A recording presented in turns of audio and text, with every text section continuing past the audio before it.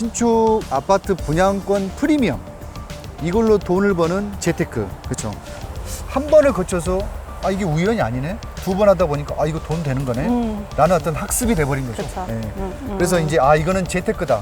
일부에서는 외부 투자자가 이렇게 잡고 실제 소유자가 없지 않느냐라고 말하지만, 이게 내부로 접하면 우리 지역 주민들의 열기가 거진 반영된 거라 볼 수 있습니다. 아무래도 이렇게 과열된 분양권의 거품이 빠지게 됐을 때 어떠한 영향을 미칠 것인지 우리가 반드시 고민해 봐야 됩니다.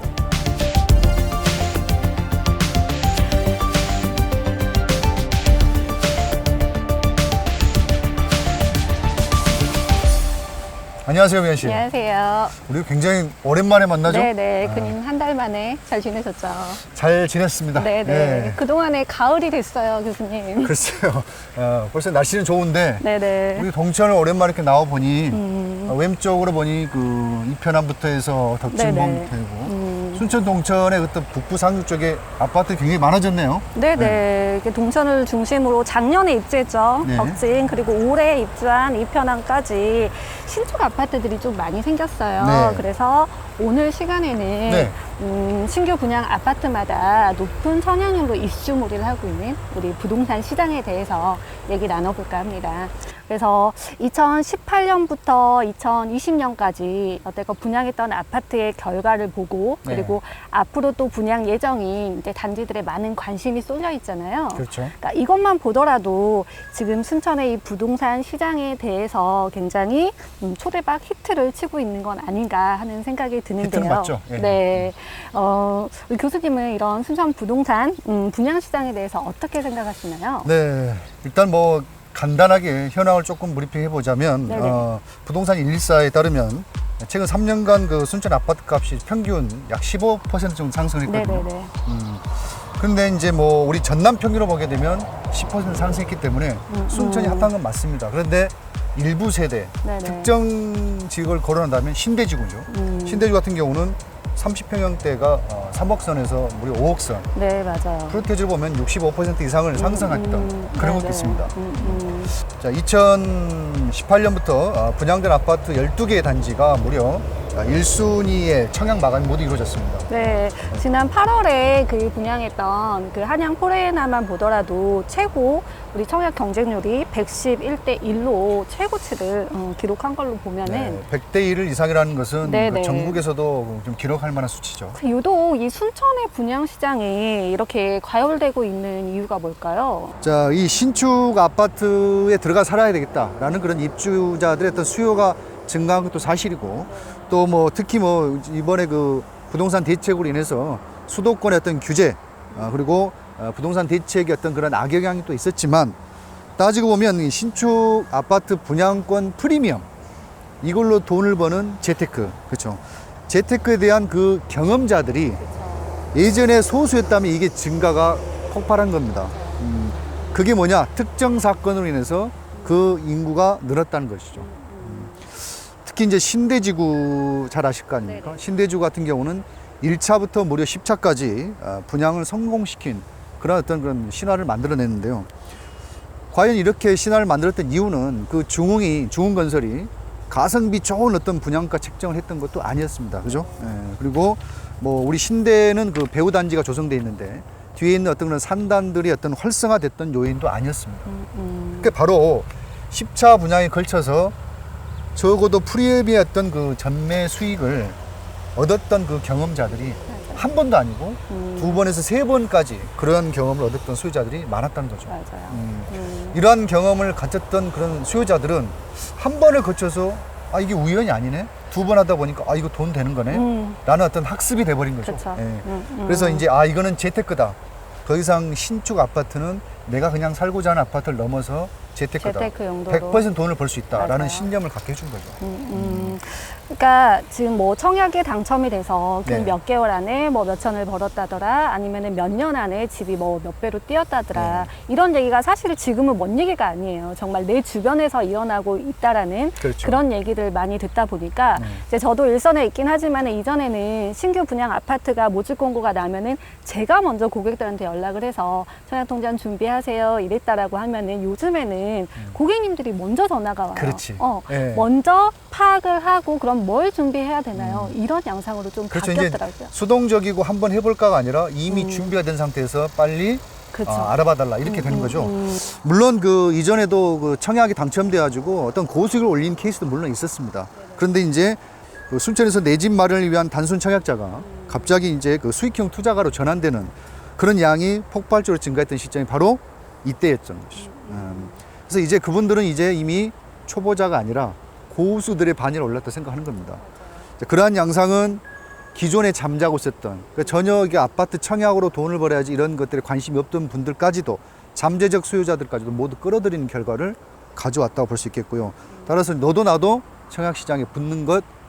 그래서 이제 어떻게 보면 일부에서는 외부 투자자가 이렇게 잡고 실제 수요자가 없지 않느냐라고 말하지만 이게 내부로 접하면 우리 지역 주민들의 열기가 거진 반영된 거라 볼 수 있습니다. 그래요. 미연 씨도 이제 현업에 계시니까 뭐 이런 그 신대지구부터 해서 이런 청약 붐의 실태를 알고 계실 거 알고 아닙니까? 있죠. 누구보다 몸소 체험하고 그래서 이게 뭐 있습니다. 실수요자냐 아니냐에 대한 답은 된 것 같습니다. 그렇죠? 네. 그러면 앞으로 이렇게 크고 작은 이제 신규 분양권들이 많이 있단 말이에요. 네. 이제 뭐 왕지동에 가장 많이 기다리고 있는 그 두산 트리마제. 두산 트리마제 있죠. 2,400세대가 들어올 예정이에요. 세대수가 큽니다. 네네. 네. 그리고 이제 조례 골드클래스 4차. 근데 이대로 가다가 아파트 공급 가행이 우려된다라는 목소리가 많이 있는데 네. 추가 공급 이대로 괜찮을까요? 네, 부동산 전문가들이 가장 좀 두려워하거나 좀 잘 맞지 않는, 즉 공급과 수요를 맞지 못하는 네네. 이런 것들이 문제가 있는데 우리 이제 일반 시민들 입장에서 보게 되면 자꾸만 이렇게 신축 아파트는 올라가는데 세대수는 자꾸 확보 모집하는데 인구는 늘어나지 않은 상태에서 그렇죠. 당연히 구축에서 신축으로 이동해 버린다든지 그래서 이러한 것들이 이제 아파트가 공급 물량이 너무 늘어나 버리면 네네. 가격의 하락으로 올 수 있다라는 이런 그쵸. 예전의 그 생각 경험들을 통해서 우려하고 있는 게 사실입니다. 네네. 그런데 이제 보시면 최근 2, 3년간 그 예전된 신축 단지가 무려 16개 단지가 넘어요. 그런데 실질적인 분양 세대 수를 한번 계산해 보면 약 11,000세대밖에 안 되거든요. 물론 이 세대 수는 풍덕지구라든지 선월지구, 왕국 2지구 이런 부분도 좀 배제한 겁니다. 지금 신대지구만 몇 명이죠? 신대지구만 한 4만 4만 명 정도 되죠? 네. 네네. 따라서 이게 단지 수는 지금 많은 것처럼 보이고 실제로 많은 아파트들이 올라온 것처럼 보이지만 중소형 단지가 아직 대부분 상황에서는 공급 물량이 이거 완전 초과다, 오바다 이렇게 좀 단정할 수는 없고 따라서 제 생각에는 아직은 리스크가 크다, 위험하다고 볼 수는 없습니다. 그래요. 그러면은 이렇게 과열되고 있는 순천의 아파트 분양 시장이 거품이 아닐까? 사실 그런 우려의 목소리들도 좀 많아요. 근데 그럼에도 불구하고 우리 이 부동산 시장이 순천의 전반적인 이 부동산 전체적인 시장 전체에 어떤 영향을 미칠 수 있을까요? 글쎄 이제 아직까지는 그 부동산의 어떤 그런 패러다임이 바뀌고 있지는 않아요. 네네. 다시 말하면 아파트 어떤 시장이 전체 부동산에 영향을 주는 것은 아직도 맞습니다. 그렇게 따지고 본다면 부동산 시장에서 그 거품이라고 하잖아요. 버블. 이게 가장 많이 끼는 곳이 바로 분양권 시장입니다. 네. 그래서 이제 따라서 아무도 생각하고 싶진 않지만 또 그렇게 돼서도 안 되겠지만 아무래도 이렇게 과열된 분양권의 거품이 빠지게 됐을 때 어떠한 영향을 미칠 것인지를 우리가 반드시 고민해 봐야 됩니다. 여기에는 일단은 기본적으로 토지의 공시지가의 하락, 그리고 구축 아파트, 오래된 아파트들의 가격의 몰락, 그리고 외부 부동산 투자자들이 이제 먹을 거 없다, 투자금을 갖고 회수해 버리는 상황, 전체적으로 인구가 증가하지 못하고 오히려 감소하는 상황, 지역의 어떤 그런 소비가 없으니까 내수 경기가 부진한다. 전체적으로 부동산 시장에 장기적 침체를 가져올 수 있는 아주 큰 문제가 있습니다. 이렇게 됐을 때 중요한 건 이거죠. 기업 생산 활동에 그래도 의존할 수 있는 큰 산단이 있는 광양, 여수, 여기는 그래도 힘들지만 다시 또 재회복할 수 있는, 버틸 수 있는 기간이 있다는 얘기죠. 그런데 우리 순천은 상대적으로 이런 부분이 굉장히 취약합니다. 그렇군요. 그래서 그러면은 이제 건설사 같은 입장에서는 이 부분을 조금 이유로 들어가지고 분양의 거품을 조금 만들고 있지 않나 하는 의혹도 들 수 있을 것 같은데요. 그렇죠. 뭐 이 분양가를 과연 누가 만드느냐? 당연히 건설사가 만들겠죠. 네네. 건설사는 이제 토지 단가부터 해가지고 건설 비용 이제 이런 그 개발 환수까지 해서 모든 걸 계산을 하기 때문에 결국 거품은 분양하는 건설사들이 만드는 거 아니냐라고 생각할 수 있겠습니다. 근데 요즘 시대 그 분양권을 거품을 건설자들이 이렇게 의도적으로 만들어내진 않습니다. 이제 이미 이제 뭐 아파트 같은 공급 단가부터 해가지고 다 이게 오픈되는 그런 시대에 살고 있으면서 의도적으로 이렇게 올릴 수는 없는 거고요. 신규 아파트 판매 시장 자체가 원래 이렇습니다. 그래서 이제 항상 수요자들은 객관적으로 판단할 수 있는 이 요소들이 많이 눈을 가리는 것들이 너무 많아요. 우리 민준 기자 같은 경우에 뭐 청약률이 만약 40대리다 50대리다 일단 뭐요? 잘 나간 아파트를 볼 수 있죠. 네. 그것처럼 청약률이 몇 프로다, 그다음에 뭐 1순위 마감이 되었다라는 단순한 그 데이터, 즉 그러한 것만 수치만 보고도 이건 무조건 된다라고 하기 때문에 객관적으로 볼 수 있는 것들이 없다는 거죠. 그런 것들이 있고 특히 분양권 당첨이 돼서 곧바로 팔 수 있는 걸 뭐라 그러죠? 전매. 이 전매 제한이 여기는 아직 없기 없어요. 때문에 네네. 그게 가능한 상황에서는 얼마든지 거품이 순식간에 불어날 수 있는 그런 요소는 있습니다. 특히 그러면은, 네네. 예, 우리 순천은 네네. 세금 그리고 대출 네네. 여기서 비규제 지역이고 전매도 가능한 지역입니다. 이걸 주의하셔야 되겠죠. 그게 어떻게 보면은 그 분양 시장에 대한 과열을 조금 일으키는 양상이 될 수가 있을 것 같은데. 그렇죠.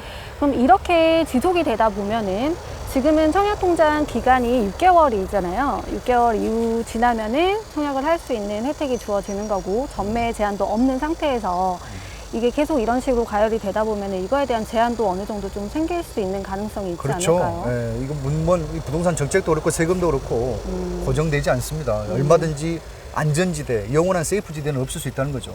지금 우리 지역 투자자나 그다음에 예비 청약자들 준비하시는 분들 어떤 기준을 가지고 준비를 해야 될까요? 그리고 이제 직접 청약에 지금 당첨된 수분양자들이나 아파트 청약에 관심이 많으신 분들이 있으세요. 근데 지금 코로나가 되게 장기화돼 있잖아요. 그렇죠. 그러다 보니까 이런 아파트 뭐 집값 상승이나 이런 부분들도 좀 우려가 많은 게 사실이에요. 그래서 이거에 대해서 한 말씀 좀 부탁드릴게요.